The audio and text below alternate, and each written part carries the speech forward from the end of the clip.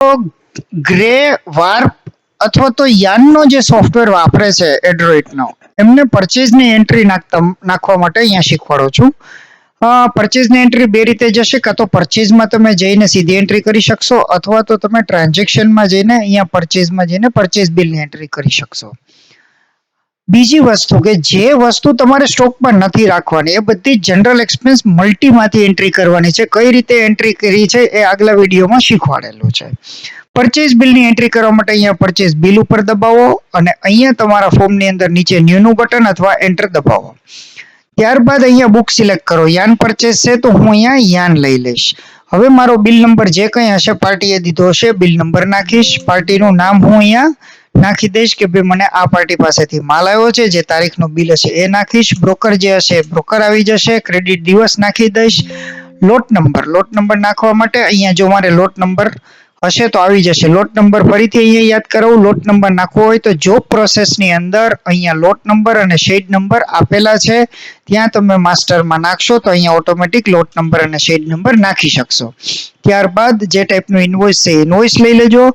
હવે અહીંયા જમણી બાજુના ખૂણામાં આપણી પાસે આ જ સોફ્ટવેરની અંદર એડ-ઓન ફેસિલિટીઝમાં તમને ખ્યાલ છે એ રીતે આમાં ઓર્ડર સિસ્ટમ પણ અવેલેબલ છે. એટલે જે લોકો ઓર્ડર સિસ્ટમ મેન્ટેન કરે છે એમના માટે આ જરૂરી છે. જે ઓર્ડર સિસ્ટમ મેન્ટેન નથી કરતા એમને સિમ્પલી પરચેસ કરવાનું છે. હવે હું અહીંયાથી કોઈ પણ એક ક્વોલિટી સિલેક્ટ કરી લઈશ. લેટ્સ સે કે 110 ગ્લો હું પરચેસ કરું છું. હું અહીંયા એન્ટર મારવાથી જો ઓર્ડર નંબર હશે તો ઓટોમેટિકલી આવી જશે. જે લોકો ઓર્ડર મેન્ટેન કરે છે, જે નથી કરતા એમને જરૂર નથી. સીધું જ અહીંયા કેટલા કાર્ટૂન આવ્યા છે, ચીઝ નાખો હોય તો ઠીક છે, નહીં તો સીધો જ અહીંયા જે વજન આવ્યો હોય એ વજન તમે અહીંયા નાખી દો. ત્યારબાદ તમારો રેટ એટલે કે ભાવ, જે કઈ ભાવ છે એ નાખી દો. ઘણા લોકોને પોઈન્ટમાં આવે છે એટલે પ્રોબ્લેમ થાય છે, તો એ મિત્રો ખાસ ધ્યાન રાખે કે જ્યારે આવું થાય ત્યારે તમે સીધું અહીંયા અમાઉન્ટ નાખી દો. રેટનું ખાનું અને ડિસ્કાઉન્ટનું ખાનું ખાલી છોડી દેજો. ટેક્સેબલ અમાઉન્ટ અહીંયા નાખી દેજો. લેટ્સ સે હું 125 રૂપિયા ભરું છું. 2% ડિસ્કાઉન્ટ મને આપ્યો છે, મારું અમાઉન્ટ આવ્યું છે. હવે જે લોકો યાન પરચેઝ કરે છે ને નીચે ફ્રેટ આવે છે, એ લોકો શું કરશે, અહીંયા ફ્રેટ નાખી દેશે. દાખલા તરીકે 900 રૂપિયા ફ્રેટ છે તો 900 નાખી દેશે. એન્ટર મારશે અને જ્યાં સુધી ગ્રીન લાઇનની નીચે નહીં આવે ત્યાં સુધી એન્ટર મારશે. અહીંયા નીચે આવી ગયા પછી હવે મારે બીજી કોઈ આઈટમ એડ કરવી હશે તો હું કરીશ, નહીં તો સીધું F9 દબાવીશ. F9 દબાવ્યા પછી TCS, TDS જે કંઈ મારે આના લગતું હશે એ હું કરીશ અને એન્ટર મારીશ. અહીંયા જે કંઈ રાઉન્ડ ઓફ હશે પહેલી વાર થઈ જશે. એન્ટર મારીશ. ઈ-વે બિલ હશે તો નાખીશ અને હું આને સેવ કરી દઈશ. જેવું હું આ બિલને સેવ કરીશ અને મને એમ લાગે કે આની અંદર કંઈ ભૂલ રહી ગઈ છે કે મારે કંઈ સુધારવું છે તો હું અહીંયા ફાઇન્ડ કરીશ અને જે બિલ મેં નાખ્યું હશે ઓટોમેટિક અહીંયા લોક થઈ જશે.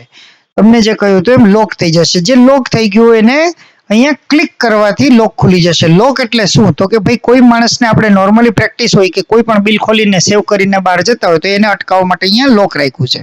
હવે અહીંયા આપણે શું કરશું, જેને અનલોક કરવા માટે કોમ્પ્યુટરની સૌથી લાંબી ડંડી સ્પેસ બાર ને ક્લિક કરશું અને આને ડબલ ક્લિક કરશું. ડબલ ક્લિક કરીને જે કંઈ આપણે ફેરફાર કરવો છે એ ફેરફાર અહીંયા કરી દઈશું. દાખલા તરીકે મારે આની અંદર 120 રૂપિયા નાખવા છે તો હું એન્ટર નાખીશ. એન્ટર કરીને નીચે નાખીશ.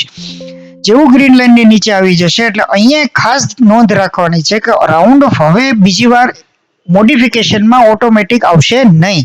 એટલે અહીંયા ક્લિક કરીને જોઈ લેવાનું કે ભાઈ રાઉન્ડ ઓફ હવે અત્યારે કેટલો થાય છે, તો કે -0.26 પૈસા છે. એટલે હું 26 પૈસા કરીને એન્ટર મારીશ. એનો ઈ-વે બિલ નંબર નાખવો તો નાખીશ, ને તો એન્ટર મારીને સેવ કરી દઈશ. અહીંયા માત્ર આપણે જે કંઈ સ્ટોકની આઈટમ હશે એને જ અહીંયા આપણે એન્ટ્રી કરીશું. Thank you.